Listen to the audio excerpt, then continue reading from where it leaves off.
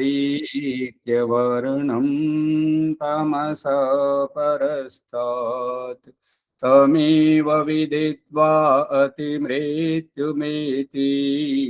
नान्यः पन्था विद्यते यनाय नान्यः पन्था विद्यते यनाय। ओम शांति शांति शांति। సత్యార్థ ప్రకాశము అధ్యాత్మ సత్సంగానికి వచ్చేసినటువంటి వారందరికీ నమస్తే, స్వాగతం, సుస్వాగతం. ఓం నమస్తే. నమస్తే. సత్యార్థ ప్రకాశము నవమ సముల్లాసము 211వ పుటలు చూడండి. అనుబంధ చతుష్టయం 4 అనుబంధములు సాధనముల తదుపరి చేయదగిన కర్మలు. ఈ 4 అనుబంధంగా ఉన్నటువంటి సాధనములను ఎప్పుడైతే సిద్ధించుకోవడం జరుగుతుంటో దాని తర్వాత చేయవలసినటువంటి కర్మల గురించి చెప్తున్నాడు. మొదటిది అధికారి. ఉపయుక్త 4 సాధనములతో కూడిన వ్యక్తి మోక్షమునకు అధికారి అగును. ఈ 4 సాధనాలు ఎవరైతే సిద్ధింపజేసుకుంటారో వారే మోక్షానికి అర్హులవుతుంటారు, అధికారి అవుతుంటారు. అందుకని ఈ షట్క సంపత్తి అనేటువంటిది తప్పనిసరి. షట్క సంపత్తి తోటి ఈ యొక్క త్రివిధ ఈ జాగ్రత్త అవస్థలు, మరి సాక్షి, భోక్త, కర్త, ఈ యొక్క రహస్యము మరియు వైరాగ్యము, షట్క సంపత్తి, ఈ యొక్క ముముక్షత్వము, ఇవి తప్పనిసరి. ఇవన్నీ సిద్ధింపజేసుకున్న తర్వాతనే అధికారి, ఉపయుక్త 4 సాధనములతో కూడిన వ్యక్తి మోక్షమునకు అధికారి అగును. రెండవది సంబంధము. బ్రహ్మప్రాప్తి రూప ముక్తి ప్రతిపాద్యమనియు వేదశాస్త్రములు ప్రతిపాదకములనియు బాగుగా తెలుసుకొని అన్వితము చేయుట. బ్రహ్మప్రాప్తి, బ్రహ్మ అంటే ఈశ్వర ప్రాప్తి. ఈశ్వర ప్రాప్తి అనేటువంటిది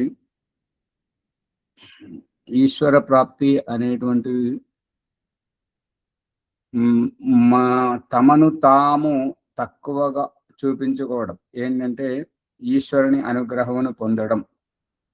ఒక తండ్రి దగ్గర తల్లిదండ్రులను కడుపున పుట్టించి వాళ్ళను మనకంటే పెద్దగా చూపించడం, ఒక గురువు దగ్గరికి పంపించి వారికంటే మనల్ని తక్కువగా చూపించడం, వారి దగ్గర వినయ విధేయతలతోటి ఉండి విద్యను అభ్యసింపజేయడం, ఆ తర్వాత బాధ్యతగా సామాజిక బాధ్యతల్లో మనల్ని నిలబెట్టి మన దగ్గరికి వచ్చినటువంటి వారికి బాధ్యతలను చేయించడం. ఆ బాధ్యతల్లో నిర్వర్తిస్తున్నప్పుడు ఆ యొక్క శ్రమకు తగిన పారితోషికం తీసుకునేటప్పుడు వారి దగ్గర వినయ విధేయతలతో మనల్ని తక్కువగా ఎప్పుడైతే గుర్తించడం జరుగుతుంటుందో, మనకంటే గొప్పవారు ఉన్నారు అనేటువంటిది, ఒక వార్డు మెంబరు, సర్పంచ్, మండలాధ్యక్షుడు, జిల్లాధ్యక్షుడు, ఎమ్మెల్యే, ఎమ్మెల్సీ, ముఖ్యమంత్రి, ప్రధానమంత్రి, రాష్ట్రపతి, ఈ రకంగా ఉన్నతమైనటువంటి స్థితికి వారి కింద మనం ఉన్నాము అనేటువంటి భావాన్ని ప్రతి విషయంలో చూసుకునేటప్పుడు ఈశ్వర తత్వం బోధపడుతూ ఉంటుంటది. ఏదైనా వారి భిక్షయే, ఏదైనా వారి అనుగ్రహమే, ఆ ఈశ్వరుని తోటి నేను పొందుతున్నాను, అతని వల్లనే జీవితం ప్రాప్తించుకోగలిగాను, జీవిస్తున్నాను, ఏదైనా ఆ ఈశ్వరాధీనమే అనేటువంటిది ఈ బ్రహ్మ ప్రాప్తి ప్రతి దాంట్లో చూడాలి. ఈ శ్వాస తీసుకోవాలన్నా, ఈ అన్నపానీయాలైనా, సుఖ దుఃఖాలైనా, ఏదైనా ప్రతిదీ ఆ ఈశ్వరుని అనుగ్రహంతో లభిస్తుంది అనేటువంటిది. ముక్తి ప్రతిపాద్యమనియో, ఈ యొక్క ముక్తి ప్రతిపాద్యం, ఆయన యొక్క భిక్షని అతను కనికరిస్తేనే మనకు ముక్తి అనేది లభిస్తుంది. వేదశాస్త్రములు ప్రతిపాదకములని, వేదశాస్త్రముల ద్వారా కనువిప్పు కల్పించడానికి, జ్ఞానోదయం కలిగించడానికి ప్రతిపాదకములు, ఇవన్నీ నా కోసమే భగవంతుడు ఏర్పాటు చేశాడని గుర్తించడం, బాగా తెలుసుకొని అన్వితం అని అంటే సంబంధం ఏర్పరచుకోవడం. అన్వితం అంటే ఒకదానితోటి ఒకటి సంబంధం. మూడవది విషయి. విషయి అంటే సర్వశాస్త్రములకు ప్రతిపాదన విషయము బ్రహ్మము.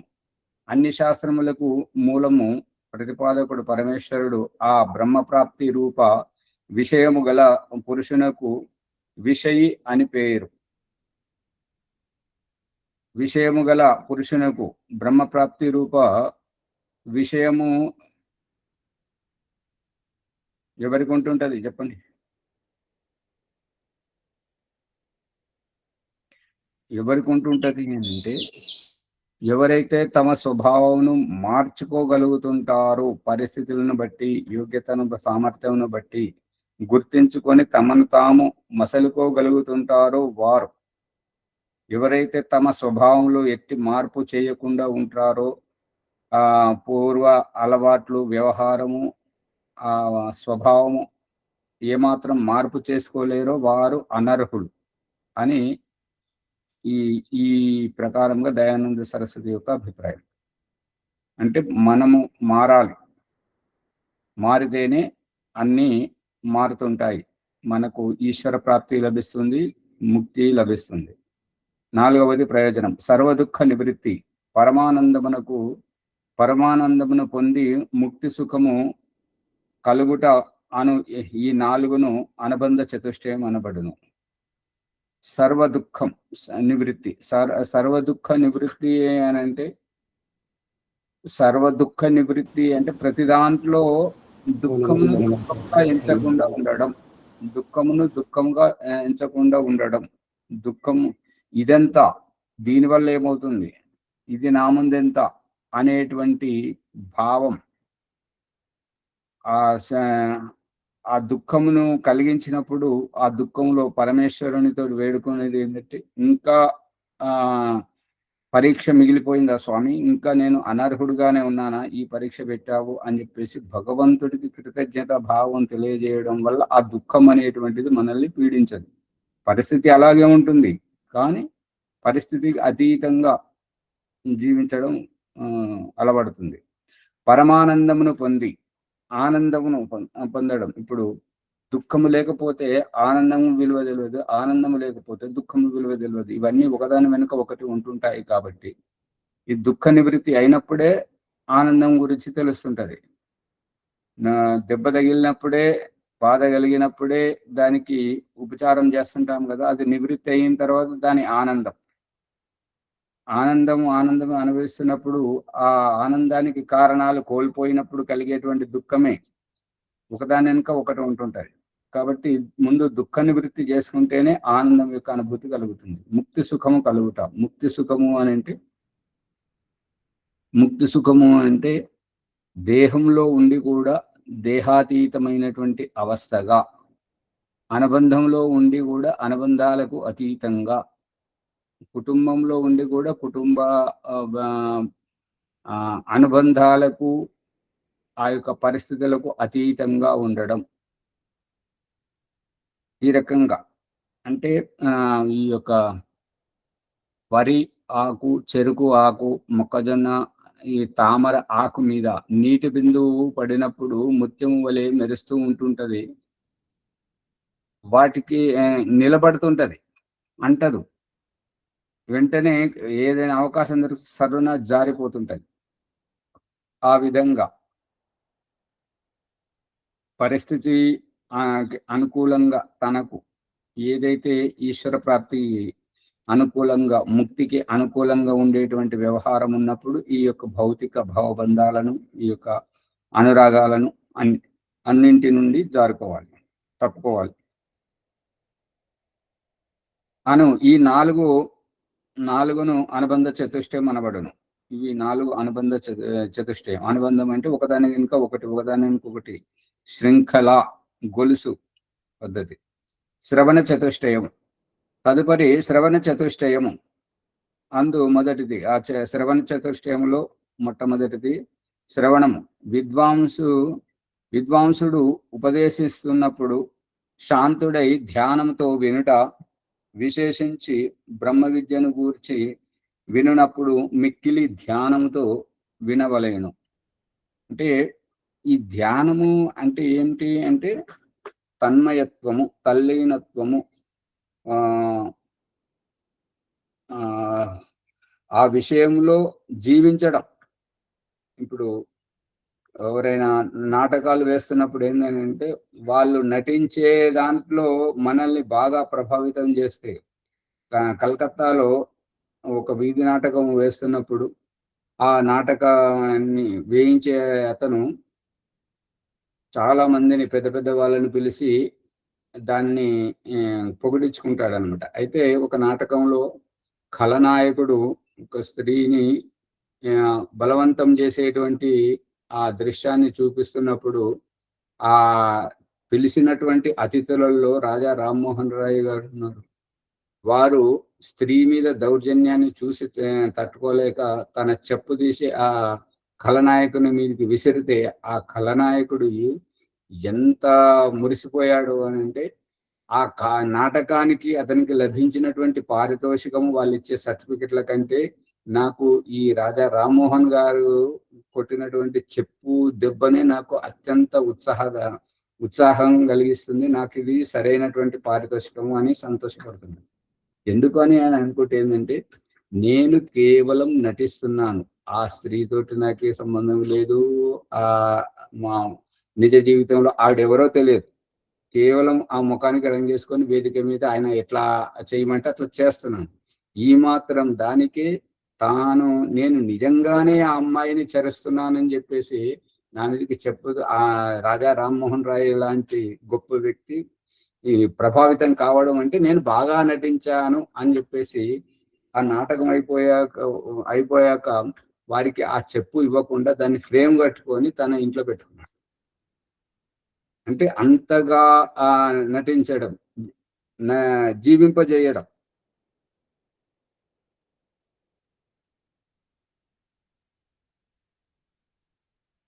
దానిని ధ్యానం అంటారు. అంటే అందులో మునిగిపోవడం, ఇంకా ఏ ధ్యాస ఉండకూడదు. ఆ రకంగా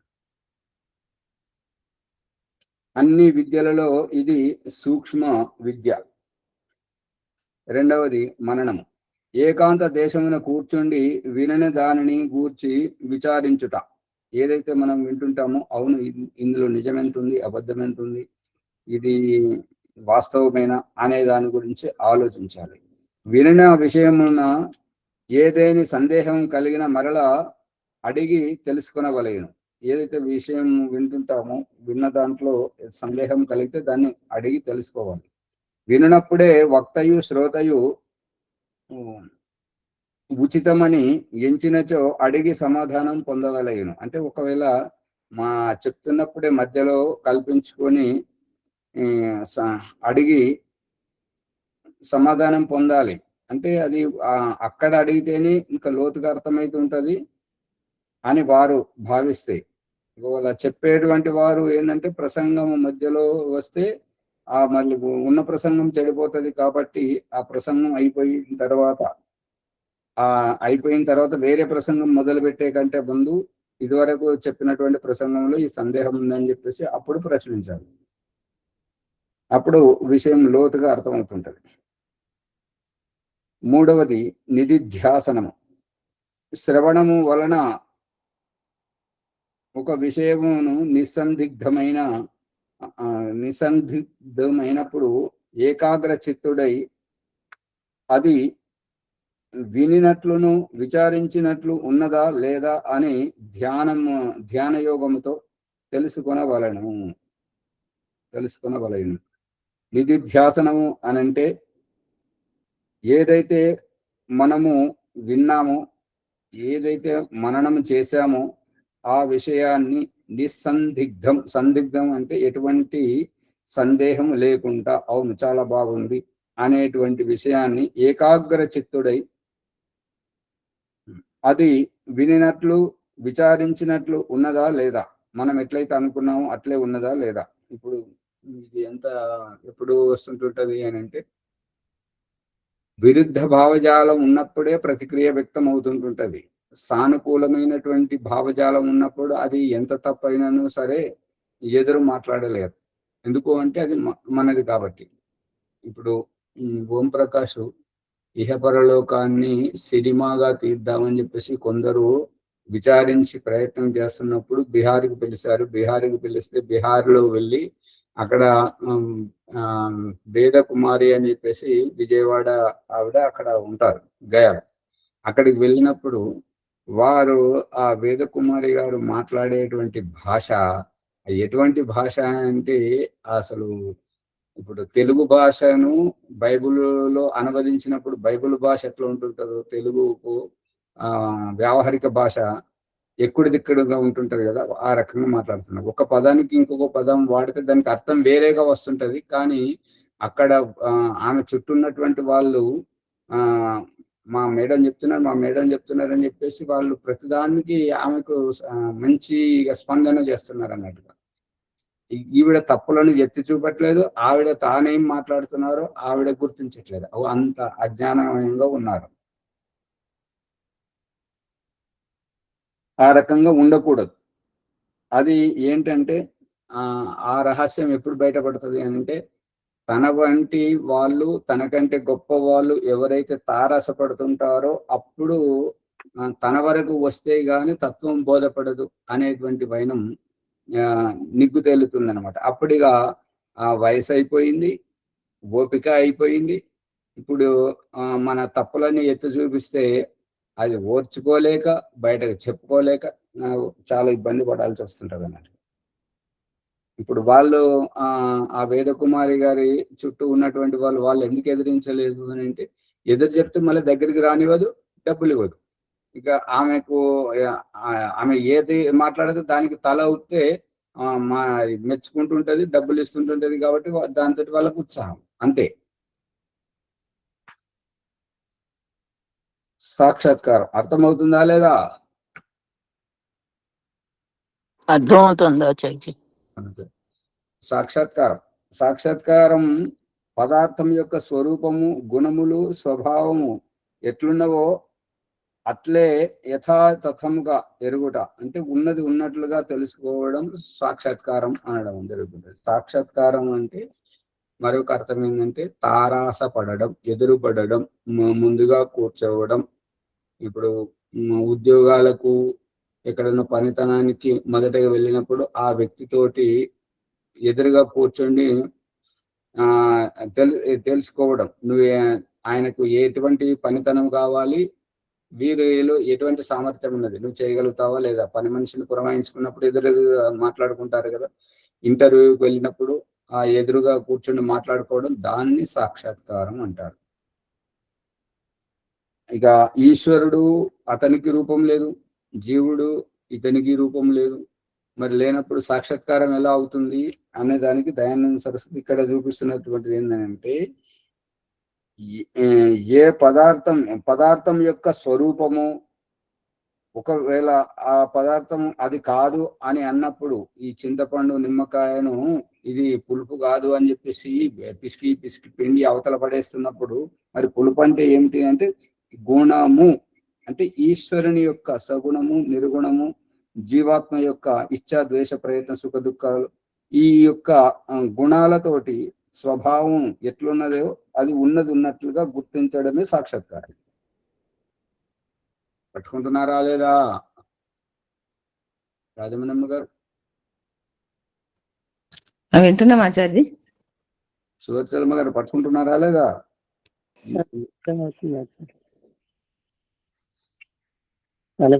తెలుసు. ఈ 4 శ్రవణ చతుష్టములు అనబడును. తమో గుణములు అనగా క్రోధము, మాలిన్యము, ఆలస్యము, ప్రమాదము మొదలగు వాని నుండి రజోగుణములు. తమో గుణములు అంటే వెంటనే కోపగించుకోవడం. తమో గుణము అంటే మురికి బట్టలు వేసుకోవడము, మురికిగా ఉండడము, అపరిశుభ్రంగా ఉండడము, మరియు ఫ్రిడ్జ్ లో ఒకేసారి వండుకొని ఫ్రిడ్జ్ లో పెట్టుకొని తినడం, ఈ పాసిన అన్నం తినడం, ఇటువంటివన్నీ మాలిన్యం కిందకు వర్తిస్తుంటాయి. స్నానం చేయకపోవడం, వస్త్రాలు సరిగా ఉతుక్కోకపోవడం, ఇవన్నీ మాలిన్యం కిందకి వస్తాయి. ఇదంతా తమోగుణం. ఆలస్యం, చేద్దాంలే, అవుతుంది, రేపు చేద్దాం, తర్వాత చేద్దాం అనేటువంటి వాయిదా వేసేటువంటిది ఈ నిర్లక్ష్యం ఆలస్యం అంటారు. ఇదంతా తమోగుణం. ప్రమాదము అంటే నిర్లక్ష్యం. ఈ నిర్లక్ష్యం అంటే లెక్క చేయకుండా ఉండడం, బాధ్యతగా వ్యవహరించకపోవడం, కర్తవ్యాన్ని గుర్తించకపోవడం, ఇవన్నీ ప్రమాదం కిందకు వర్తిస్తాయి. ఇదంతా తామసిక ప్రభావం వల్ల జరుగుతుంది. ఇటువంటి మొదలగు వాణి నుండి ఈ రకంగా తమ గుణాలని తెలుసుకోవాలి. ఇప్పుడు రజోగుణముల గురించి చెప్తున్నాడు. అనగా ఈర్ష. ఈ ఈర్ష అంటే ఓర్వలేనితనం. ఆ వ్యక్తి మంచివాడే, ఎదుటి వ్యక్తి మంచివాడే, కానీ అందులో అతనిలో ఏదో ఒక గుణం ఉంది, అది మనకు జీర్ణం అయితలేదు. ఆ ఓర్వలేనితనమే రజోగుణం. ద్వేషించడం కూడా ఏకీభవించని భావజాలాన్ని ద్వేషించడం రజోగుణం. కామము ఇది కూడా రజోగుణం. అభిమానం రజోగుణమే.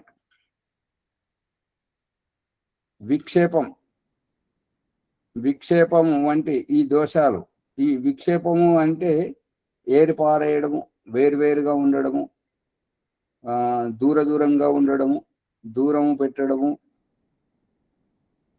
ఇటువంటి ఈ దోషాలన్నీ రజోగుణానికి వర్తిస్తుంటాయి. ఈ యొక్క దోషముల నుండి తొలగిపోవాలి. సత్వరూపంలో ఇప్పుడుగా తమ గుణం అయింది, రజోగుణములు అయింది, ఇప్పుడు సత్వగుణముల గురించి చెప్తున్నాడు. అనగా ప్రకృతి అంటే స్వభావం, శాంత స్వభావం, పవిత్రత, శుభ్రత. ఎన్నిసార్లు చెప్పినా కూడా ఈ యొక్క కళాహీనమైనటువంటి, ఇప్పుడు నిన్న ఒక గురువు గారు చెప్తున్నారు ఏంటంటే, వస్త్రాలు ఎలా వేసుకోవాలి అంటే, అవి వేసుకుంటే మన వ్యక్తిత్వం బయటపడాలి. ఈ కళాహీనమైనటువంటి ఆ కొనేటువంటి వస్త్రాలు అటువంటివే కొంటారు, పోయి ఆ నల్లటి మసిబట్టలే వేయించుకుంటారు. కాబట్టి వాళ్ళ బుద్ధి ఎట్లుంటుందో ఆ రకంగా ఉంటుంటది. అందుకని ఇక్కడ పవిత్రత అనేటువంటిది, స్వచ్ఛత అనేటువంటిది, విద్య, ఆలోచనము, ఇవన్నీ సత్వగుణ ప్రధానములు.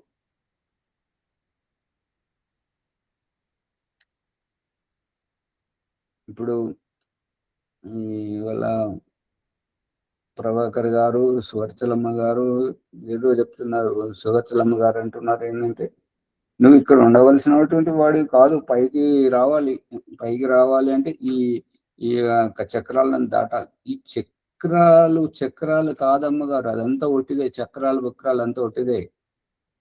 ఇప్పుడు దయానంద సరస్వతి చెప్తున్నాడు చూడండి. తమో గుణం యొక్క లక్షణాలు, రజోగుణం యొక్క లక్షణాలు, సత్వగుణం యొక్క లక్షణాలు అంటే మన స్వభావములో మార్పు రావాలి. ఆ మార్పులను అధిగమించడమే చక్రాలు. అంతేగాని అక్కడ మీరు వ్యాఖ్యానించినట్టుగా చక్రాలు ఉన్నాయి అని అంటే, మరి దయానంద సరస్వతి చెప్పింది అబద్ధమవుతుంది. దయానంద సరస్వతి ఏం చేశాడు? చక్రాలు ఉన్నాయి అని చెప్పేసి అష్టాంగ హృదయము, ఘేరణి సంహిత లాంటి హఠయోగంలో చెప్పినటువంటి రహస్యాలు ఎలా ఉన్నాయని చెప్పేసి శవాన్ని చీల్చి చూస్తే దాంట్లో ఏమీ దొరకలేదు అంటే అవి అబద్ధం కదా. మరి ఇప్పుడు మీరు ఇన్ని రోజులు చేసినటువంటి అభ్యాసంతో మళ్ళీ ఇవాళ కూడా అదే చక్రాలు గురించి మాట్లాడితే, చక్రాలు అనేది కాదు, స్థితి, యోగ్యత, సామర్థ్యము, మార్పు, మన వ్యవహారంలో మార్పు రావాలి. అదే చక్రాలు. అధిగమించడం, ఉన్నతి చెందడం, పరిణతి చెందడం. మైత్రి, సుఖముగా ఉన్న వారి యందు మిత్రత్వం. సుఖంగా ఉన్నవారి అంటే వారి పట్ల ఎవరైతే మంచిగా ఉంటుంటారో, సుఖంగా ఉంటుంటారో, ఆనందంగా ఉంటుంటారో, హుందాతనంగా ఉంటుంటారో. దయానంద సరస్వతి వివాహం చేసుకునేటువంటి సందర్భంలో పెళ్లి చూపులకు వెళితే ఎటువంటి అమ్మాయిని చేసుకోవాలి అని అంటే, దర్జాగా, ఎవ్వరికి భయపడకుండా, ఒక ఏనుగు ఎంత దర్జాగా టీవీగా నడుస్తూ పోతుంటుందో ఆ విధంగా దేనికి జంకక, దేనికి భయపడక ఉండేటువంటి పూర్ణ స్వేచ్ఛ స్వాతంత్రంతో ఉండేటువంటి ఆ టీవీ ధనాన్ని. టీవీ అంటే దర్జా. అర్థమవుతుందా? ఆ రకంగా ఉన్నటువంటి వారి మిత్రత, అంటే ఎవరైతే సుఖంగా ఉంటారో, ఎవరైతే స్వేచ్ఛగా ఉంటారో, ఎవరైతే ఆనందంగా ఉంటారో వారి స్నేహం మనకు కావాలి. ఎందుకంటే సహవాసి ఏవ విజానీయాత్ సహవాసీనాం స్వభావం, పక్కకున్నటువంటి వారి ప్రభావము వారి మీద పడుతుంటది. దొంగ పక్కన ఉంటే మనం కూడా దొంగలను తయారవుతాము. అది ఇంకా వేరే తాగుబోతు వ్యసనాల వారితో పాటు స్నేహం చేస్తే మనం కూడా తాగుబోతులం అవుతుంటాం. అందు గురించి దయానంద సరస్సు ఏమంటున్నాడు? సుఖంగా ఉన్నవారి మిత్రత్వం, వారితోటి మిత్రత చేయాలి. ఇంకా ఎవరికైనా మంచి సంతానం కావాలి అని అంటే గొప్పవారు, బాగా చదువుకున్నటువంటి వారు, మంచి స్థాయిలో ఉన్నటువంటి వారు, మంచి శాలీన గౌరవంగా మాట్లాడేటువంటి వారు, అటువంటి వారి సాన్నిధ్యంలో ఉంటే ఆ ప్రభావంతో ప్రభావితమైనటువంటి తల్లి తండ్రి వల్ల పుట్టబోయేటువంటి సంతానం కూడా అటువంటి గుణకర్మ స్వభావాలతో పుడతారని చెప్పేసి ఈ యొక్క ఇష్టానుసార సంతాన పుత్ర కామిష్టిలో ఓం ప్రకాష్ చాలా విపులంగా దాని విషయంలో రాశారు. అది వచ్చినప్పుడు చూడండి. కరుణ, కరుణ అంటే దుఃఖితులకు వారి మీద దయ. కరుణ అంటే ఎవరైతే పీడితులై ఉంటారో వారి మీద దయాభావం చూపించడం. ఇంకా ముదిత అంటే పుణ్యాత్ముల చూసి సంతోషించుట. ఎవరైతే పుణ్యాత్ములు ఉంటారో వాళ్ళు పుణ్యాత్ములు అంటే ఎలా ఉంటారు అని అంటే ఏ మంచి పని జరగాలన్నా వీరి పేరు వినిపిస్తుంది, ఏ మంచి పనికి సహకారం కావాలన్నా వీరు అక్కడ ఉంటారు, ఏ మంచి పని చేయాలన్నా వాళ్ళు అక్కడ ఉంటారు. అదే చెడ్డ పని, దుష్ట పని, దుర్మార్గ పని, బలాత్కారం, అపహరణ అవి చేసే దగ్గర వీరు ఎక్కడ కనబడరు. ఆ రకంగా మంచి పనుల్లో ముందుంటే వారు, సహకరించేటువంటి వారు, అన్నిట్లలో కనబడేటువంటి వారు వీరు పుణ్యాత్ములు అనబడుతుంటారు. వారిని చూసి సంతోషించడం, వారితో పాటు కలవడం, వారి వలె మన ఆచార వ్యవహారాన్ని మార్చుకోవడం. ఉపేక్ష అంటే దుష్టాత్ముల యందు ప్రీతి గాని వైరము గాని లేకుండుట. ఈ యొక్క ఉపేక్ష అంటే ఏంటంటే వాళ్ళను పట్టించుకోవద్దు, వదిలేయద్దు. వైరం అంటే వదిలేయడం, ప్రీతి అంటే ఆసక్తి. ఇవి రెండూ లేనటువంటి ఆ దుష్టాత్మలు వాడు మనిషి, వాడితో జీవితం ఆ రకంగా అని చెప్పేసి హేళనగా ఒక రకంగా వారిని వదిలేయడం.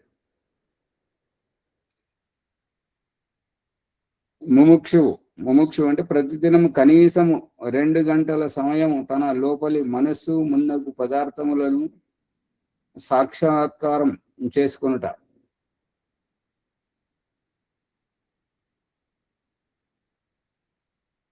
ఈ సాక్షాత్కారంలో అధ్యాత్మ సాధనలో కూర్చుండబెడితే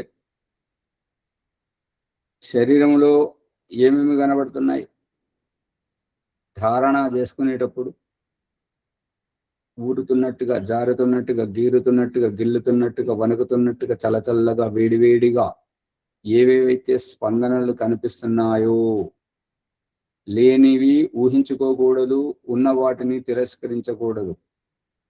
చెప్పేటువంటి వారు ఎన్నైనా చెప్తారు, కానీ మన శరీరం చూపిస్తున్నటువంటిది వాస్తవం, మన శరీరంలో జరుగుతున్నటువంటిది నిజము. దీనిని స్వీకరించడం. ఈ రకంగా ఈ యొక్క ఈ యోగ సాధన, అధ్యాత్మ సాధన మొదలు పెడితే మొట్టమొదట శరీరం లోపల ఉన్నటువంటి రోగాలు, నొప్పులు అవి బయటపడుతుంటాయి. ఇంకా నడవలేని వారు ఇంకా నడవలేకుండా అవుతారు, చేతగాని వారు ఇంకా చేత కాకుండా అవుతుంటారు. ఎప్పుడైతే ఈ ధారణ ప్రక్రియ అయిపోతుంటుందో అప్పుడు ఇక ఉక్కపోతతో ఉండి స్నానం చేయగానే ఎంత ఉల్లాసంగా, ఉత్సాహంగా అనిపిస్తుంటుంటుందో ఆ రోగాలు, నొప్పులన్నీ ఎటుపోతాయో తెలియదు. మళ్ళీ కొత్త ఉత్సాహం పరుగులెడుతుంటది అన్నట్టుగా. ఆ రకంగా ఈ ధ్యానంలో సాక్షాత్కారము, ఈ ధ్యానము అవశ్యముగా చేయవాలి, తప్పనిసరిగా చేయాలి. అంటే ఇక్కడ దయానంద సరస్వతి ఇదంతా చెప్పడానికి కారణం ఏంటంటే, దయానంద సరస్వతి ఏమంటే 2 గంటల సమయం ధ్యానంలో కూర్చుని ఏం చేయాలి అని అంటే తన లోపలి మనస్సు ఇంద్రియములను, ఇంద్రియముల చేష్ట, ఇంద్రియములు ఎందుకోసం చేస్తున్నాయి, కళ్ళు ఎందుకోసం చూస్తున్నాయి, చెవులు ఎందుకోసం వింటున్నాయి, నోరు ఎందుకోసం మాట్లాడుతుంది, ముక్కు ఎందుకు శ్వాస తీసుకుంటుంది, ముక్కు వాసన ఎందుకు చూస్తున్నది, ఇవన్నీ ఎవరు చూస్తున్నారు, ఎవరి చేత జరుగుతుంది, ఎందుకు జరుగుతుంది అని వీటి గురించి తెలుసుకోవడం. సాక్షాత్కారం చేసుకున్నట్టుకు ధ్యానము తప్పనిసరిగా చేయాలి. ఈ ఈ అంటే ఆచార్య ఆత్మ పరిశీలన ఆత్మ పరిశీలన కాదమ్మ గారు. ముందు దయానందుడు ఏమంటున్నాడంటే, మనస్సు మున్నగు పదార్థములు అంటే ఇంద్రియాలు, ఈ ఇంద్రియాలను ఒలువమంటున్నాడు, మనస్సును ఒలువమంటున్నాడు. మానసిక వ్యవహారం, ఇంద్రియ వ్యవహారములను ఒలిస్తే బయటపడేది ఇక ఆత్మని కదా. అది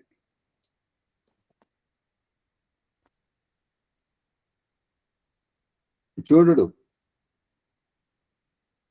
మనము చేతన స్వరూపులం, అందువలననే జ్ఞాన స్వరూపులం. మనం చేతన స్వరూపులం కాబట్టి అందుకే జ్ఞాన స్వరూపులం. మరియు మనస్సునకు సాక్షిగా ఉన్నాము.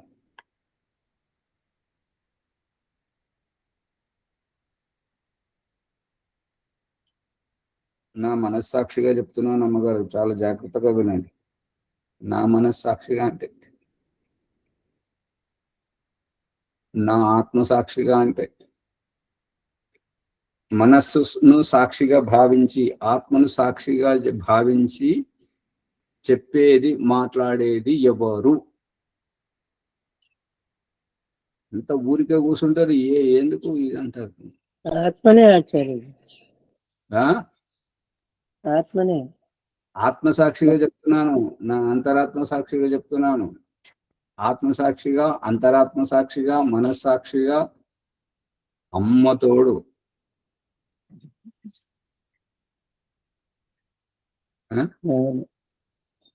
అమ్మతోడు, అమ్మతోడు అంటే అవునంటారండి. ఒట్టు పెట్టుకుంటారు ఆచార్య అమ్మతోడు అని. ఎవరు పెట్టుకుంటున్నారు? ఎవరు ఎవరు ఎవరు చెప్తే వారే. ఎవరు ఒట్టు పెట్టుకుంటారో వారే. ఎవరు ఒట్టు పెట్టుకుంటారో వారే అంటే ఇప్పుడు మేము పెట్టుకుంటున్నాం అంటే మేమే కదా ఆచార్య. ఆత్మ పెట్టుకుంటుంది.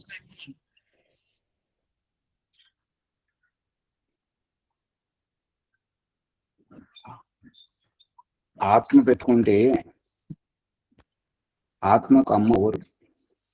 ఆత్మకు బిడ్డ. నా బిడ్డతోడు, నాకు ఒక్కతే బిడ్డ ఉన్నది, నేను నిజం చెప్తాను, నా బిడ్డతోడు. బిడ్డ ఎక్కడికి వెళ్ళి వచ్చింది? ఆత్మకి. కొడుకు ఎక్కడికి వెళ్ళి వచ్చాడు? ఇవన్నీ దేహంతో సంబంధం ఏర్పరచుకున్నప్పుడు దేహం తోడు, దేహానికి దేహం తోడు, దేహమే నేను అనుకున్నప్పుడు దేహంతో పుట్టినటువంటి మరొక దేహం, కూతురు గాని, కొడుకు గాని, అమ్మ గాని, నాన్న గాని, ఆ దేహానికి విలువ ఇచ్చినప్పుడు అక్కడ కొడుకు బిడ్డ ఉంటుంటారు. కానీ మాచాజీ గారు ఆత్మసాక్షిగా చెప్తున్నాను అంటే అహంకార ధోరణితో మాట్లాడుతున్నామని ఇవరకు ఒకసారి పాఠంలో చెప్పారు ఆచార్య. మరి దాని అంతరార్థం ఏంటి ఆచార్య? అహంకారాలు రెండు. ఒకటేమో డాంబికం, ఇంకొకటేమో స్వాభిమానం. ఈ రెండు అహంకారం కిందకే వర్తిస్తుంటాయి. ఎప్పుడైతే ఆత్మసాక్షిగా అని చెప్పేది ఎవరు అని అంటే మనస్సు జడం కదా. మరి మనసు ఎలా మాట్లాడుతుంది అని అంటే మమైకం అయిపోయినప్పుడు ఇక దేహాన్ని, ఇంద్రియాలను ఒలవలేదు, మనస్సును ఒలవలేదు, అహంకారంతో కూడినటువంటి, స్వాభిమానంతో కూడినటువంటిది ఆత్మసాక్షిగా అని చెప్పేటువంటిది ఈ మనస్సు. అంటే మనస్సు జడం కదా. ఎలా మాట్లాడుతుంది అంటే మనస్సుతోటి మాట్లాడించేది ఆత్మనే. అందుకే దయానంద సరే చెప్తున్నాడు కదా, ఈ విషయాలన్నీ సూక్ష్మం అని చెప్తున్నాడు కదా. అందుకని చాలా దగ్గరగా ఒలిచి చూస్తేనే తెలుస్తుంటది. నా అంతరాత్మ సాక్షిగా, నా మనస్సాక్షిగా మనస్సాక్షిగా అని చెప్పేటప్పుడు మనస్సు నాకు సహకారము, నేను ఆత్మను, స్వామిని, యజమానిని అని అన్నప్పుడు అనేటువంటి భావం కలిగినప్పుడే మనస్సాక్షిగా అని చెప్పగలుగుతాను. ఆత్మసాక్షిగా అని అన్నప్పుడు మనస్సు ముఖ్యమవుతుంది. మనస్సు స్వాభిమానంతో కూడిన అహంకారం. ఇంకా ఎప్పుడైతే మనస్సాక్షిగా అని అన్నప్పుడు ఆత్మ ప్రభావం ఎక్కువగా ఉంటుంటది, ఇంద్రియ ప్రభావం బయటగా ఉంటుంటది, బహిర్గతం. ఓ మాచాజీ గారు, కానీ మనస్సును కూడా మనస్సుతో ఉన్నప్పుడు ఇంద్రియ స్వభావం దాని వెనుక నేనే కదా వచ్చేది, అంటే ఆత్మనే కదా వచ్చేది. అన్ని ఇంద్రియాల వెనుక, మనస్సు వెనుక, అహంకారం వెనుక, అన్నింటి వెనుక ఉన్నది ఆత్మనే. ఆత్మ లేకుండా ఏ అహంకారము స్పందించదు, ఏ ఇంద్రియము స్పందించదు, ఏ మనస్సు స్పందించదు, ఏది కాదు. డాంబికాన్ని ప్రదర్శించేది ఆత్మనే, స్వాభిమానాన్ని ప్రదర్శించేది ఆత్మనే, ఈ వ్యవహారం అంతా చేసేది ఆత్మయే. అహంకారం అంటే ఆచార్య ఒకటే అనుకున్నాం. అంటే ఇప్పుడు స్వాభిమానము మరియు డాంబికం. డాంబికం ఏమంటే కేవలం బయట ప్రదర్శన మాత్రమే. స్వాభిమానం ఏంటంటే వ్యక్తిత్వాన్ని చాటుకోవడం, నేను నా గొప్పదనం, నేను నా ప్రత్యేకత, నేను మా కులం, నేను మా గోత్రం, మా గురువు, మా వంశం. అర్థమవుతుందా? ఆచార్య గారు, డాంబికం అంటే లేనివి ఉన్నట్టుగా గొప్పలు చెప్పుకోవడం అంతే ఆచార్య గారు. ఇప్పుడు వినాయక చవితి కానీ, ఈ యొక్క అష్టలక్ష్మి పూజలు, ఈ వ్రతాలు, గుడిలో అభిషేకాలు జరుగుతూ ఉంటే పెద్ద బ్యాండ్ మేళాలు పెట్టుకొని ఎగురుకుంటూ దూకుకుంటూ వస్తుంటారు. అక్కడ ఇక్కడ చూస్తుంటారు. అభిషేకం చేస్తున్నప్పుడు కూడా నేను వచ్చాను చూడు అనేట్టుగా వీళ్ళకు చూపించుకుంటారు. ఇది డాంబికం. దీంట్లో భక్తి ఏమి ఉండదు. అంటే ఇతరులకు చూపించేది అంతా డాంబిక్ అంతే. అమ్మగారు మీరు అలా మాట్లాడారనుకోండి, మనం ఆగమైపోతాం. ఇక్కడ దయానంద సరస్సు ఏమంటున్నాడు అంటే, ముముక్షువు ప్రతిదినము కనీసం 2 గంటల సమయం తన లోపలి మనస్సు మున్నగు ఇంద్రియ పదార్థములను సాక్షాత్కారం చేసుకున్నటకు ధ్యానము అవశ్యము, అంటే తప్పనిసరిగా చేయవలెను అని అన్నాడు. చేయాలన్నప్పుడు 2 గంటలు ఏం కర్మ? 2 గంటలు నటించడం ఏంటి? అందులోనే జీవిస్తే 24 గంటలు చేస్తే 24 గంటల ప్రభావం ఎక్కువ ఉంటుందా, 2 గంటల ప్రభావం ఎక్కువ ఉంటుందా? 24 గంటలది ఉంటుందా? 24 గంటలది ఉంటుంది అన్నప్పుడు మరి ఈ తన లోపలి చూసుకోవాలని అన్నప్పుడు ఆ 2 గంటల సమయం వరకు చెప్తున్నాం. అంటే అసలే చేయలేని వారికి నెమ్మదిగా దారికి తీసుకొస్తున్నాడు అన్నట్టు. అవునా సార్? అంతే. అది అలవాటు చేసుకుంటే ఇది అలవాటు అవుతుందని. అంతే. చేతన స్వరూపులము, అందువలననే జ్ఞాన స్వరూపులం. చేతన స్వరూపంలో జ్ఞాన స్వరూపం కావాల్సిన అవసరం ఏమున్నది? ఇప్పుడు వాహనము ఎంత దూరమైనా తీసుకెళ్తుంది. వాహనము గొప్పదా, వాహనం నడిపేటువంటి యొక్క అతను గొప్పవాడా? ఎవరు? అంటే ఆచార్య వాహనం లేకుంటే నడిపేవాడు గొప్పవాడు కాదు. అమ్మగారు లేకుండా కాదు, ఉంటేనే ఉన్నప్పటి విషయం. ఉంటే డ్రైవరే మరి. ఇప్పుడు ఎక్కడన్నా యాత్రకు పోవాలి అని అన్నప్పుడు అందరు ఎక్కువ మంది ఏం చేస్తుంటారు అంటే కిటికీ పక్కన తన సీటు కోసం కొట్లాడుతుంటారు. నాది బాగుండాలి అని కొట్లాడుతుంటారు. కానీ తెలివైన వాళ్ళు ఏమంటారు, ఈ డ్రైవర్కి నడపడం వస్తుందా? పూర్వ ముఖ్యమంత్రి రాజశేఖర్ రెడ్డి గారు చివరిసారి బేగంపేట విమానాశ్రయంలో ఆ విమానం ఎక్కేటప్పుడు, ఏమయ్యా మబ్బులు ఉన్నాయి, మరి అక్కడి వరకు చేరుకుంటుంది ఆ విమానం అన్నాడు. అయ్యో అట్లా అంటారంటే బాగా జరుగుతుంది, మరి అంత బాగుంది అని చెప్పేసి అంటాడు. పోయిందటే పోయండి. అది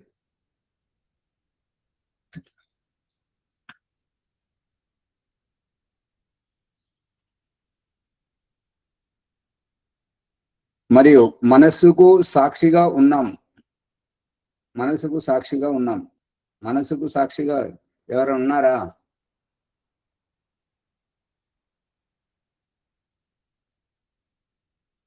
ఓం ఆచార్య గారు మనస్సు వెనుక ఉన్నది ఆత్మ ఆచార్య.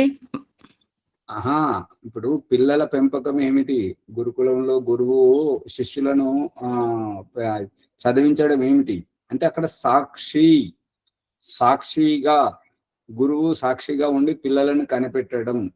ఇప్పుడు తల్లిదండ్రి పిల్లలను కనిపెట్టడం సాక్షి. ఇది వ్యవహారం. అంటే మనస్సుకు సాక్షి. మనస్సును మనం ముందు పడేయాలి, మనస్సును పసిగట్టాలి. ఎవరికైతే మనసు దొరికిపోతుందో, మనసు పట్టుకుంటారో వారికి చావు ఉండదు. ఎవరికైతే మనస్సు దొరకదో, చంచలమై ఉంటుంటుందో వారికి చావు అనేటువంటి వస్తుంటది. మనస్సుకు సాక్షిగా అంటే ఈ పనులన్నీ మనస్సు ద్వారానే ప్రేరేపితం అవుతుంది. ఈ మనస్సు ప్రేరేపిస్తేనే నేను చేస్తున్నాను అనేటువంటిది. మనస్సుతో నేను ప్రభావితం అవుతున్నంత వరకు నాకు దుఃఖమే దుఃఖము, మృత్యువే మృత్యువు. ఎప్పుడైతే మనస్సు నేను చెప్పినట్టుగా వింటుంటుందో, నా కనసైగల్లో నడుస్తుంటుంటుందో అప్పుడు నాకు సుఖమే సుఖం. అర్థం కావట్లేదా? అవుతుందా ఆచార్య? సంబంధం ఆ దేహభావంతో ఉన్నట్టు.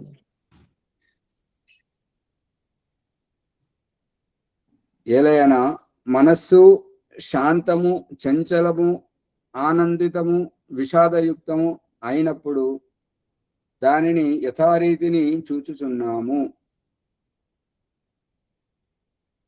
మనస్సు చంచలం అంటే, మనస్సు చంచలం అన్నది ఎట్లా తెలుస్తుంది? అది జడం కదా, చంచలం ఎట్లయితే? అంటే ఒక్క చోట ఉండకుండా తిరుగుడమ్మా. ఇది అది అది ఇది అని. ఇక్కడ విషయం విన్నప్పుడు ఇంకా విషయాల గురించి ఆలోచించటం, ఇక్కడ విషయం వినకుండా వేరే విషయాల మీద ఆలోచన పెట్టడం. అంతే కదా. దీంట్లో చంచలం ఏమున్నది? దీంట్లో ఇది ఇష్టం అంటే ఒక లేదు. చోట నిలకడ లేకుండా ఆచార్య, ఎక్కువసేపు నిలకడ లేకుండా, స్థిరముగా ఉండకుండా క్షణికావేశం. అవును. అంటే అది మనస్సుది కాదు కదా, అది ఆలోచన చెయ్యాలి, వేరేగా ఆలోచన చేయటం గురించి ఆచార్య. అది ప్రభావము ఆత్మ నుంచి కదా ఆచార్య, మనస్సుది కాదు కదా. అది అందుకనే ఇప్పుడు మనస్సును పసిగడితే నేనెవరో తెలుస్తుంది. నా స్వభావం ఏంటి, నేనేంటి అనేది మనకు తెలుస్తుంది. మనసును పట్టుకోవాలి మనం. అందుకే మనస్సును సాక్షిగా చూడడం. ఆనందితము, విషాదయుక్తము అయినప్పుడు అంటే చంచలంగా ఉన్నప్పుడు, ఆనందితంగా ఉన్నప్పుడు, విషాదయుక్తం అయినప్పుడు. ఒక్కొక్క దానికి చెప్పండి. చంచలం అన్నదానికి ఏమో వరలక్ష్మి గారు ఇక్కడికి వెళ్ళి ఇంకేదో ఆలోచిస్తున్న దాని గురించి చెప్తున్నారు. మరి ఆనందం గురించి,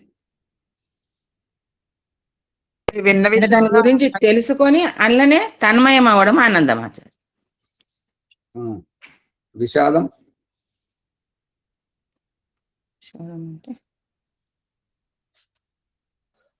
ఓం ఆచార్య గారు, విషాదం అంటే లేని దాని గురించి మరీ చింతన చేస్తూ దాని గురించి ఆలోచించడం, జరిగిపోయిన విషయాల గురించి ఆలోచిస్తూ దుఃఖించడం. నీ దుంపదేగా అంటే ఏమన్నట్టు?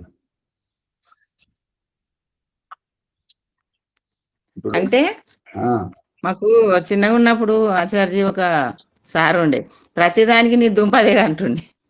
అంటే దాని అర్థం ఏంటంటే నీ కడుపు కొయ్య అన్నట. అడుగు కడుపు కోయ. కడుపు కోయడం ఏంటి? అట్లా కోపంతో అట్లా అంటుండే. కొయ్య అంటున్నాడు కదా, కోస్తా అంటలేడు కదా. ఆచార్జీ, మనసు చంచలం అంటే మనసు అసలు మనసు అంటేనే సంకల్ప వికల్పాలు కదా, వస్తూ పోతూ ఉండటం కదా. అవును. ఆ చంచలం అంటే చంచలం అంటే ఇంకా అదే కదా.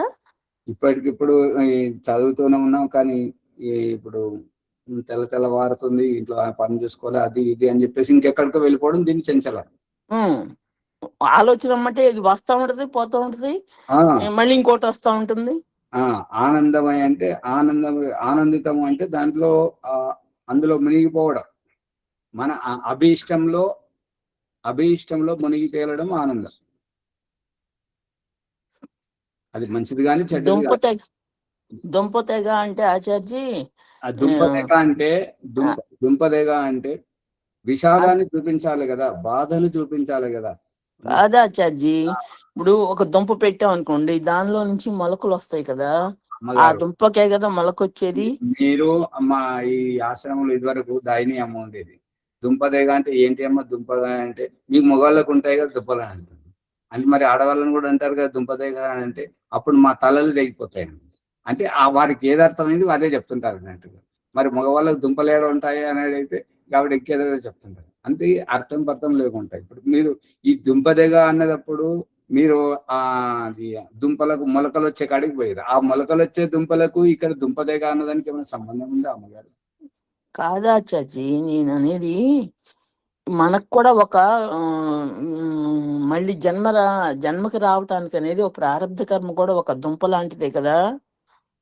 కర్మ దుంపలాగా ఉండడం ఏంటి? మళ్ళీ రావటం, పుట్టడం, చావటం అనేది అజ్ఞానం అమ్మగారు, అది కర్మఫలం. అజ్ఞానమే ఆచార్జీ. ఒక విత్తనం మనం భూమిలో పెడితే, ఒక దుంప భూమిలో పెడితే మొలక ఎలా వస్తుందో, విత్తనానికి కూడా అలాగే మొలక వస్తుంది కదా. నేను అట్లా అనుకుంటున్నా, దుంప తెగ అంటే మనలో ఉన్న ప్రారంధ కర్మలన్నీ కూడా తెగిపోయి మృత్యుని జయించటమేమో, అది అట్లా అని అనుకుంటున్నాను నేను. అంటే ఒక్కొక్క కర్మకు ఒక్కొక్క జన్మకు ఒక్కొక్కసారి తల తెగిపోతే మృత్యు వస్తే అది దుంప తెగడం, మీ అభిప్రాయం ప్రకారం? అట్లా కాదు ఆచార్జీ, మనకి ఇంకా మృత్యు అనేది, మనకి జన్మ అనేది ఉండదు కదా. మనకు ఈ కర్మలన్నీ ఇవన్నీ నశించినాయి అనుకోండి. అమ్మగారు, ఇప్పుడు దుంపదేగ అన్న పదానికి రాజమణిమ్మ గారే కొద్దిగా వక్రీకరించారు. అక్కడ ఉన్నది వేరు, అది మళ్ళీ వారు భాష్యం ఏం చెప్తున్నారు అంటే నీ కడుపు కొయ్య. ఆ కొయ్య అన్నదానికి ఓం ప్రకాష్ ఇంకో రకంగా వక్రీకరించింది ఏంటంటే కొయ్యని అంటున్నాడు కదా అమ్మ అని అనేది. అది అసలైంది ఎక్కడో పోయింది, వీళ్ళు ఎక్కడో పోతున్నారు ప్రసంగం. అందుకని దుంప దిగడం అంటే ఇంకో మూలాన్ని తీసేయాలన్నట్టే. అదే, అంతే. అదే నేను కూడా అదే చెప్తున్నా, మూలాన్ని తీసేయాలనేదే అంటున్నా. నాకు చెప్పడం తెలియలేదు. ఈ తెలుగు భాషలో ఇంకొకటి గ్రామీణ భాషలో ఉంటుంది, నిన్ను బొందబెట్ట అంటారు కదా. అదే కడపుగయ్య అన్నది ఒకటే, బొందబెట్ట అన్నది ఒకటే, దుంపదేగ అన్నది ఒకటే, అంతే. విషాదం అంటే బాధ, సంతోషంలో విషాదాన్ని నింపడు. నన్ను ఇంత మాట అంటావా అనేది.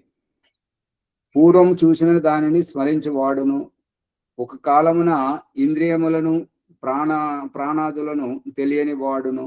పూర్వము చూసిన దానిని స్మరించువాడును, ఒక కాలమున అనేక పదార్థములను ఎరుగువాడును.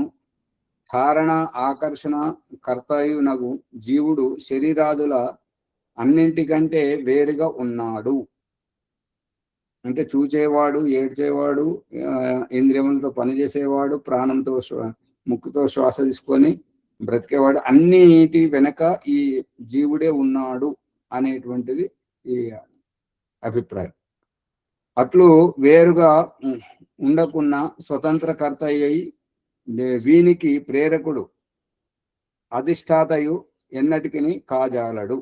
అంటే ప్రేరకుడు అయినప్పుడు చెయ్యమని చెప్పేసి అన్నప్పుడు చేసేటువంటిది, చెయ్యి నడువు అంటే కాలు నడిచేటువంటిది జీవాత్మ నడిపిస్తే నడుస్తుందా, ప్రేరేపిస్తే నడుస్తుందా?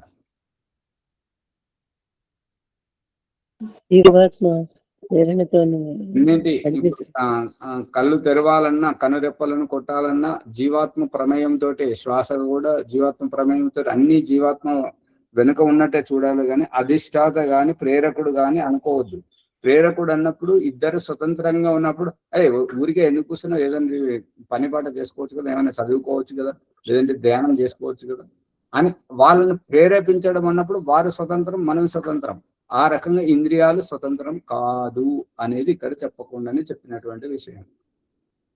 ఈ మనస్సు స్వతంత్రము కాదు, మనస్సు జడము, ఇంద్రియాలు జడము, వీటి వెనకానే ఆత్మ ఉన్నది అనేటువంటిది దయానంద సరస్వతి చెప్తున్నటువంటిది. సమయం అతీతం అవుతుంది, రేపు ముందుకు తీసుకెళ్ళండి. ఓం సర్వేభ్యో నమస్తే. ఈనాటి సత్యార్థ ప్రకాశం జ్ఞానగంగలో మనం ఎన్నో విషయాలు, అందులో అనుబంధ చతుష్టయం గురించి తెలుసుకున్నాం. తర్వాత శ్రవణ చతుష్టయం అంటే ఏమిటి అని ఒక్కొక్క దాని గురించి విఫలంగా 4 విషయాలను, ఈ చతుష్టయాల్లో లోతైన విషయాలు ఎన్నో తెలుసుకుంటున్నాం. తర్వాత మనస్సుకు సాక్షి, ఆత్మసాక్షి అంటే ఏంది, ధ్యానం అవసరమని, జీవుడు శరీరాదులకు అన్నిటికంటే వేరుగా ఉంటున్నాడనే ఎన్నో విషయాలు, లోతైన విషయాలు అనేకమైన ఉదాహరణలతో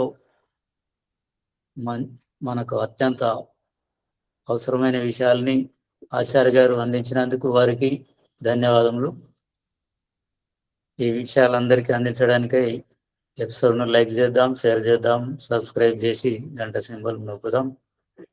ఈ ఎపిసోడ్ విన్న తర్వాత ఏమైనా సందేహాలు ఉంటే ప్రశ్నల రూపంలో కామెంట్ బాక్స్లో పెట్టి సందేహాలు తీర్చుకొని అధిక జ్ఞానాన్ని పొందగలరని కోరుచున్నాను. తర్వాత ఈరోజు వైదిక సంధ్య శనివారం విజయదుర్గమ్మ గారు చేయిస్తారు.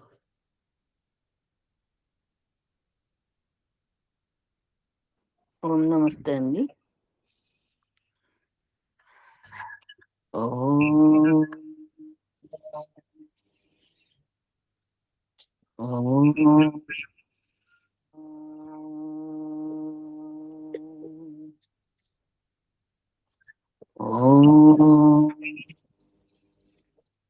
ఓం అమృతోపస్తరణమసి స్వాహ.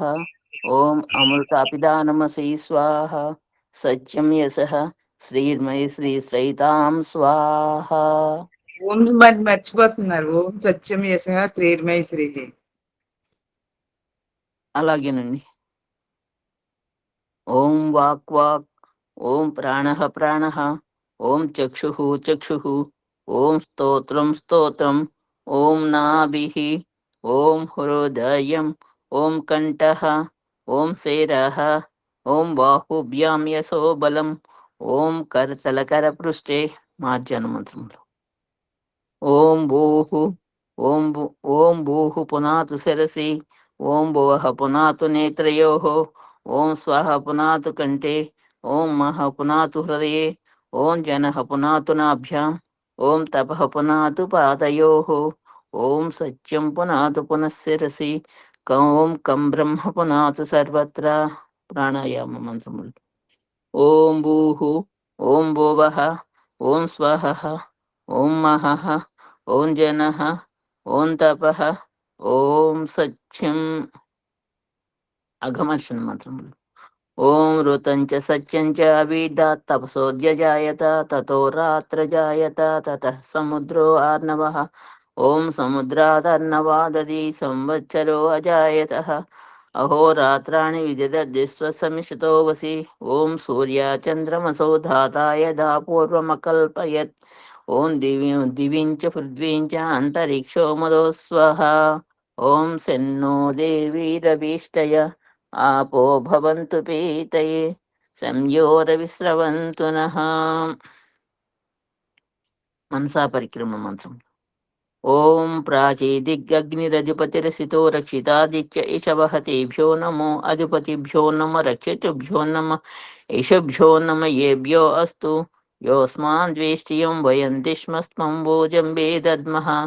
ఓం దక్షిణాదిక్ ఇంద్రోధిపతిస్తరస్తిరాజే రక్షితా పితర ఇషవః, తేభ్యో నమో అధిపతిభ్యో నమ రక్షితుభ్యో నమ ఈశుభ్యో నమ ఏభ్యో అస్తు, योऽस्मान् द्वेष्टियं वयं दिश्मस्त्वं वोजम्बे दद्मः ॐ प्रतीचे दिग्वर्णोऽधिपतिः हृदा को रक्षितान्नमिषवः तेभ्यो नमो अधिपतिभ्यो नम रक्षितभ्यो नम ईशभ्यो नम येभ्यो अस्तु योऽस्मान् द्वेष्टियं वयं दिश्मस्त्वं वोजम्बे दद्मः ॐ उदीचे दिक्सोमोऽधिपति स्वजो रक्षिता सनिरिषवः तेभ्यो नमो अधिपतिभ्यो नम रक्षितभ्यो नम ईशभ्यो नम येभ्यो अस्तु योऽस्मान् द्वेष्टियं वयं दिस्मस्त्वं वोजम्बे दद्मः ॐ ध्रुवादिग्विष्णुरधिपतिः कल्माषाग्रीवो रक्षिता विरुद इषभः तेभ्यो नमो अधिपतिभ्यो नम रक्षितभ्यो नम ईशभ्यो नम येभ्यो अस्तु योऽस्मान् द्वेष्टियं वयं दिस्मस्त्वं वोजम्बे दद्मः ॐ ऊर्ध्वादिग्बृहस्पतिः स्वित्रो रक्षिता वर्षमिषवः तेभ्यो नमो अधिपतिभ्यो नम रक्षितभ्यो नम ईशभ्यो नम येभ्यो अस्तु योऽस्मान् द्वेष्टियं वयं दिश्मस्त्वं वोजम्बे दद्मः जातवेदसे सुनवाम सोममरातीयतो निदहाति वेदः सनः पर्षदति दुर्गाणि विश्वानावेव सिन्धुं दुर्दत्याग्निः चित्रं देवानामुदगादनीकं चक्षुर्मित्रस्य वरुणस्याग्नेः आप्राज्या वा पृथिवी अन्तरिक्षं सूर्या आत्मा जगतस्तशुषच्चः उदुत्यं जातवेदसं देवं वहन्ति केतभः दृश्ये विश्वाय सूर्यं उद्वयं तमसस्परिस्वः पश्यन्त उत्तरं देवं देवत्र सूर्यमगन्मज्योतिरुत्तमं तच्चक्षुर्देवहितं पुरस्ताचुक्रमच्चरत् पश्येम सरदस्सतं जीवेम सरदस्सतं शृणुयाम सरदस्सतं पब्रवाम सरदस्सतं अदीनास्याम सरदस्सतं भूयच्च सरदस्सतात् पुनराचमन् मंत्रम् ॐ सन्नो देवीरवीष्टय आपो भवन्तु पीतये संयोरविस्रवन्तु नः ॐ भूर्भुवस्वः तत्सवितुर्वरेण्यं भर्गो देवस्य धीमहि धियो यो नः ప్రచోదయాత్. ఓ పరమేశ్వర దయానిధి, మీ కృప వల్ల జప ఉపాసనాది కర్మములు చేసిన మేము ధర్మ అర్థ కామ మరియు మోక్షముల సిద్ధిని సత్వరముగా ప్రాప్తించుకునేట్లు అనుగ్రహించు తండ్రి. నమస్కారం మాత్రం. ఓం నమ శంభవాయ చ మయోభవాయ చ నమ శంకరాయ చ మహేశ్వరాయ చ నమ శివాయ చ శివతరాయ చ. ఓం శన్నో దేవీరభీష్టయ आपो भवन्तु पीतये संयोरविस्रवन्तु नः. ఓం శాంతి శాంతి శాంతి. ధన్యవాదాలండి. నమస్తే ఆచార్య, ధన్యవాదాలు. ధన్యవాదములు విజయ దుర్గమ్మ గారికి. తర్వాత శాంతి పాఠం. ఓం దివో శాంతి అంతరిక్షం శాంతి శాంతి ఆపశాంతి ఓషధే శాంతి వనస్పతే శాంతి విశ్వే దేవా శాంతి బ్రహ్మ శాంతి సర్వం శాంతి శాంతిరేవ శాంతి సమా శాంతిరేధి. ఓం శాంతి శాంతి శాంతి. ఓం సర్వేభ్యో నమస్తే. నమస్తే ఆచార్య. ఓం నమస్తే ఆచార్య. సర్వేభ్యో నమో నమః.